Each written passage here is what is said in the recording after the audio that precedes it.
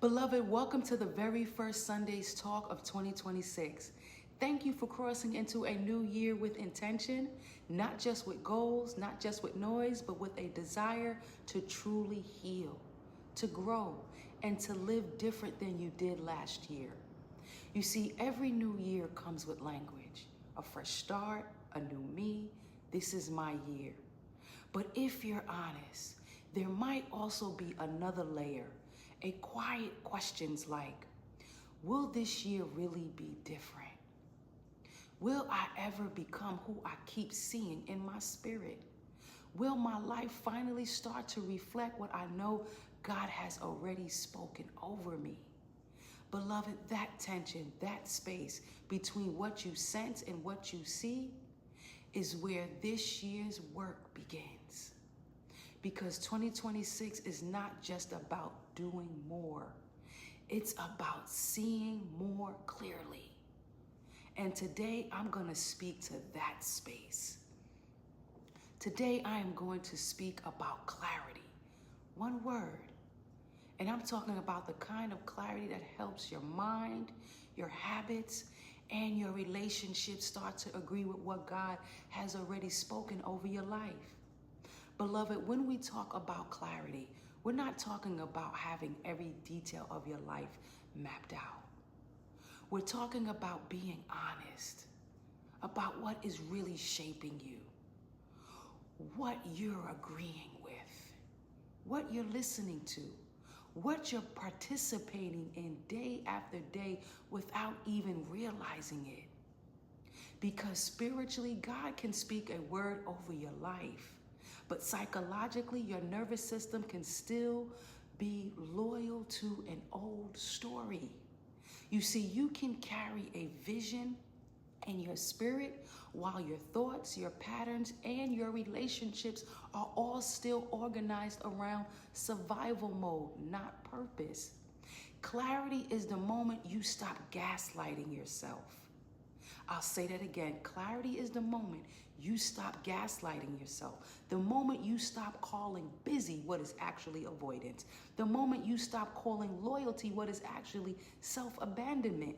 You see, clarity is when you let the divine truth about you confront the structures that keep you small. It is both sacred and therapeutic. God reveals and you respond. Today, I am going to speak about that kind of clarity, beloved. The kind that doesn't just live in your journal, but starts to show up in what you decide, what you allow, how you show up, and how you interpret the timing of your life. Beloved, one of the first places clarity shows up is in your agreement.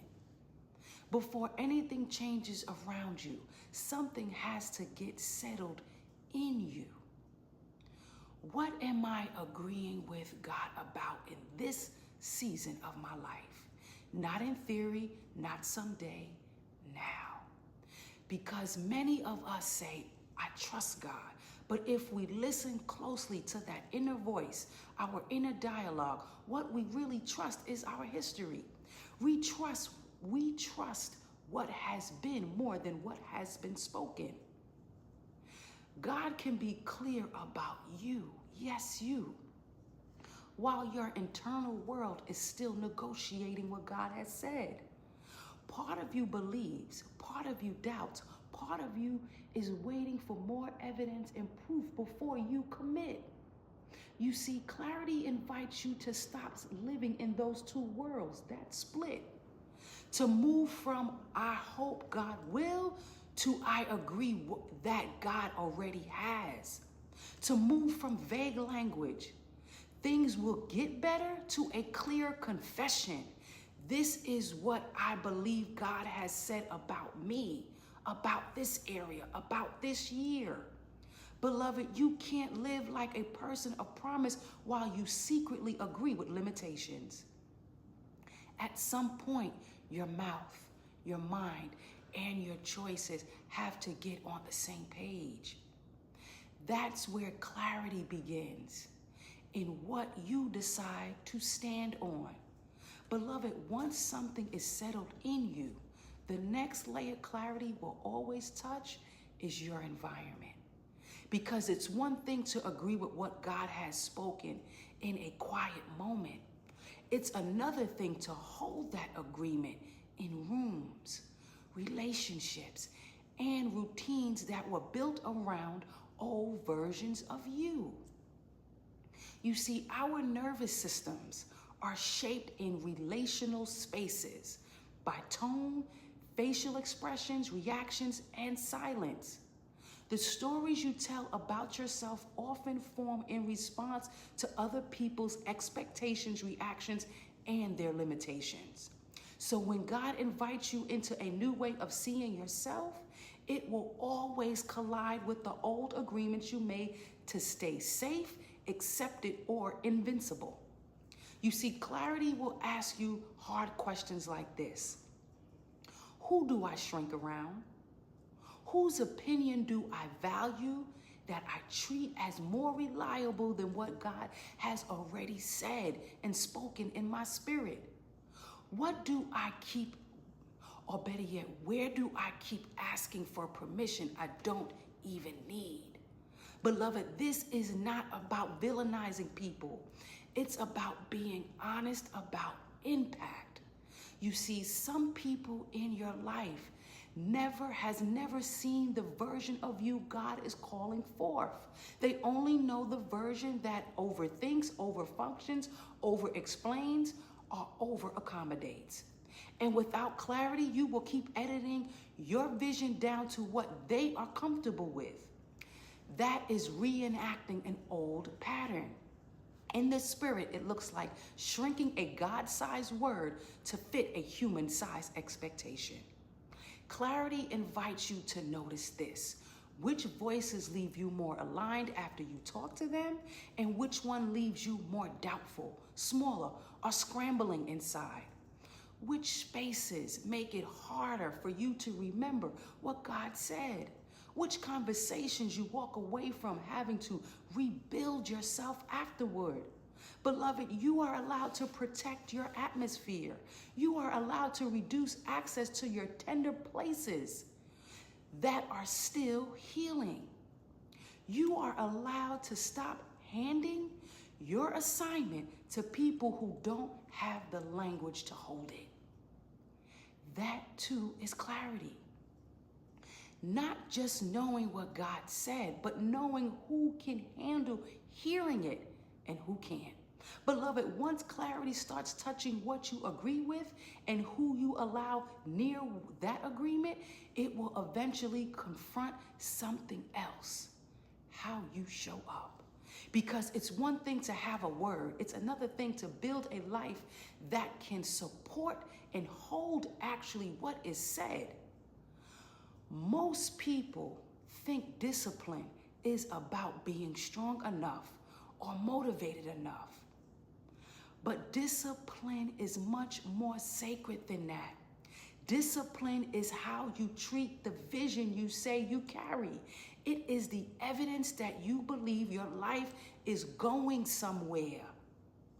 When you look at people who are truly living from a completed vision, not a fantasy, not a performance, but a deeply lived life, you will always find discipline underneath it. I guarantee you. Not just in big moments, public moments, but in quiet, repetitive choices. I'm talking about choices on how they steward their mornings, how they tell themselves the truth, how they honor their bodies, and how they protect their focus. Beloved, when I look at my own journey, my own lived life, the reason I have been able to step into what God has invited me to build is not because I never feel afraid or doubt. It is because I practice discipline. Because I understand that discipline is a form of respect to myself, for my calling, for my future, and for the God who trusted me with this assignment. And a lack of discipline doesn't mean something is wrong with you, beloved. It's possible your vision hasn't been properly resourced, so your time gets pulled towards whatever is demanding you the most instead of what is most aligned with who you're becoming. You see, clarity and discipline belong together. they go hand in hand. When you are clear on who you are becoming, you stop treating your time like it's random. You stop letting every moment decide your movement. You begin to ask different questions. Things like, what does the future version of me need from me today? If I truly believe what God has said, how does that belief show up in the way I move this week? Beloved, discipline is not you trying to earn love. Discipline is you agreeing with love. It is you saying with your schedule, your habits, your yeses and your nos, I take this calling seriously. I take this healing seriously. I take my becoming seriously. Beloved, clarity will not just ask, what do you believe? It will also ask, how does your life behave around what you believe? And that is where transformation stops being an idea and starts becoming a lifestyle. Beloved, once you've aligned your agreement, refined your environment, and disciplined how you show up, there is one more final truth clarity will teach you. Delay is not denial. Because clarity doesn't cancel timing. Beloved, clarity will meet you right in the tensions between what God has spoken and what has not yet shown up in your timeline. Because if you're honest, delay can feel like evidence that maybe you heard wrong. Maybe you moved too late or too fast. Or maybe God changed God's mind about you. But we know that's not true. And without clarity, your heart will start filling in the silence with fear. You see, fear doesn't always say, I'm afraid. Fear often sounds like, I just need more time to think. And before you realize, months have passed and no movement. Nothing has changed. It looks like over-researching and never starting. It looks like editing your dreams down to what feels realistic so you never have to risk believing for more. It shows up as staying in rooms, roles, and relationships you clearly outgrown because the unknown feels scarier than the unhealthy. Then there is the lack of trust. It doesn't always sound defiant. Sometimes it sounds like, what if I heard God wrong? And that plays on repeat until you're paralyzed. Sometimes it sounds like needing 10 confirmations from people before you obey one clear nudge from the Spirit. And then there is hesitation. You see, beloved, it can even dress itself up as spirituality. So we say things like, I'm just waiting on God's timing. When deep down, you know you're waiting for a version of you, or better yet, for a vision of obedience that doesn't cost you anything. Beloved, clarity does not come to condemn you for this. Clarity comes to name what is really happening. So for those of us who can be honest with ourselves about ourselves, we will then say, this portion of delay is not God ignoring me. This is my fear, my history, my nervous system still wanting to keep me safe. You see, clarity lets you sit with God and ask, what part of this delay is divine and what part is me still wanting and learning how to trust? And then there is another side of the delay, the side you can't fix with more effort. I'm talking about the delay that lives in God's calendar, not yours. The kind where you have obeyed, prepared, healed, released, and still the door hasn't opened. In that space, clarity shifts the story. Clarity says this is not proof that God has denied you. It is proof that God is protecting and aligning you. You see, sometimes God will delay what you desire so you are not crushed by what you are not yet ready for. I'll say that again. Sometimes God will delay what you desire so you are not crushed by what you are not yet ready to carry, beloved. Sometimes the delay is God rearranging resources, people, and timing in ways your eyes cannot see. So clarity holds both truths at once. If the delay is exposing your fear, it is an invitation to deeper healing and bolder obedience. If the delay is rooted in God's timing, it is an invitation to deeper trust and steadier faith. Either way, delay is not a verdict against you. It is a classroom for you. And as I close, beloved, this is my Sunday's offering unto you. Whenever you feel delayed, uncertain, or torn inside, let this word clarity become your filter. C, is this clear or confusing me? If it is increasing mental fog, pause. You see, clarity calms, confusion agitates. L, is this leading me forward or looping me backward?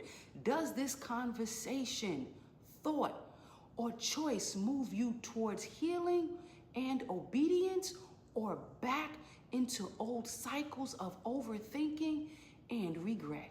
A, is this aligned with what God already said? Not chasing a new word, but honoring the truth you already have. R, is my response rooted in trust or in fear? If you strip away your language, would this be about trusting God or protecting yourself from disappointment and stretch? Am I interpreting this delay accurately? Is this delay coming from my hesitation, my avoidance, my unbelief, or from God's protection, God's alignment, and God's timing? T, does this support my consistency or sabotage it? Does this decision help you show up steady for what you say matters, or does it scatter your focus and break your rhythm? Why?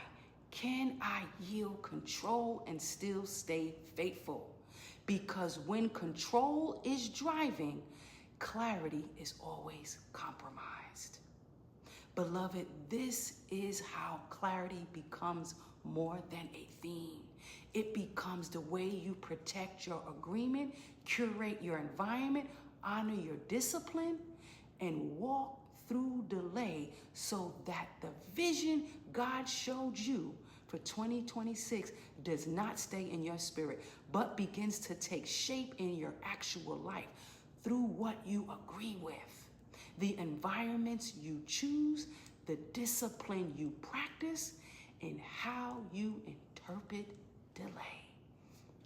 Amen and amen. Beloved, I want to thank you for joining me on today. Until next time, I love you to life.